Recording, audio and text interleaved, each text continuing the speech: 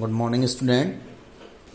तो कल हम कंपाउंड पर डिस्कस कर रहे थे, तो मैंने डिफाइन भी इसको किया था कंपाउंड को। तो आज मैं थोड़ा सा दोबारा रिवाइज कर रहा हूँ कंपाउंड को। A compound is a substance made up of two और more elements chemically combined in a fixed proportion by mass। एक कंपाउंड, एक यौगिक इज ए सब्सटेंस, वह पदार्थ होता है, मेड अप जो बना होता है, टू और मोर एलिमेंट, दो या दो से अधिक एलिमेंट से। मतलब कंपाउंड के फॉर्मेशन में two and more than two elements chemically combined, रासायनिक रूप से केमिकली एक दूसरे से कंबाइंड होंगे। In a fix proportion by mass, इनके मास के एक निश्चित प्रोपोर्शन में, प्रोपोर्शन मीन्स अनुपात में, इनके जो मास होता है, इनके जो द्रव्यमान होते हैं, उनके फिक्स प्रोपोर्शन में ये केमिकली कंबाइंड होते हैं और केमिकली कंबाइंड होकर के एक सब्सटेंस बनाते हैं, जिसे अपन ने क्या कहा था, कंपाउंड कहा था। अब इसे अपन एग्जाम्पल के थ्रू समझेंगे। Water is a compound, water जो होता है, पानी होता है, वो एक कंपाउंड है, made up hydrogen and oxygen, जो कि दो एलिमेंट्स हैं, हाइड्रोजन और ऑक्सीजन, इनसे मिलकर बना होता है। ये दोनों जो एटम एलिमेंट हैं, हाइड्रोजन और ऑक्सीजन के, वो केमिकली कंबाइंड होते हैं।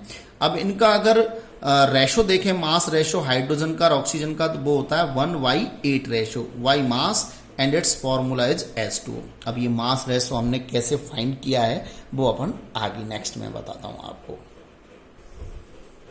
इन H2O, वाटर में, वाटर मॉलिक्यूल में देखिए, आप इसको मॉलिक्यूल भी कह सकते हैं और कंपाउंड भी कह सकते हैं। देखिए अब इसमें हाइड्रोजन और ऑक्सीजन दो एलिमेंट हैं और दोनों एलिमेंटों के एटम भी हैं। हाइड्रोजन के दो एटम हैं और ऑक्सीजन का एक एटम है। अब यहाँ पर देखें कि दोनों का जो मास प्रोपोर्शन है वो फिक्स्ड है या नहीं, किस रेशो में है। तो देखिए हाइड्रोजन का जो एटॉमिक मास होता है वो होता है 1 unified, atomic mass of hydrogen. तो कितने यूनिफाइड होता है, 1 यूनिफाइड, यू यूनिट है मास की, यूनिफाइड। इसी तरह atomic mass of oxygen, oxygen का जो एटॉमिक मास होता है वो होता है 16 यूनिफाइड। कितने यूनिफाइड, 16। तो अब देखें इस कंपाउंड में हाइड्रोजन के 2 एटम हैं, तो 1 एटम का 1 यूनिफाइड है, तो 2 एटम का कितने यूनिफाइड हो जाएगा, 2 यूनिफाइड। रेशो ऑक्सीजन की बात करें तो ऑक्सीजन का एक ही एटम है, तो एक एटम का कितना यूनिफाइड बताया था मैंने, 16 यूनिफाइड। यहां देखिए आप कितना यूनिफाइड बताया था, 6।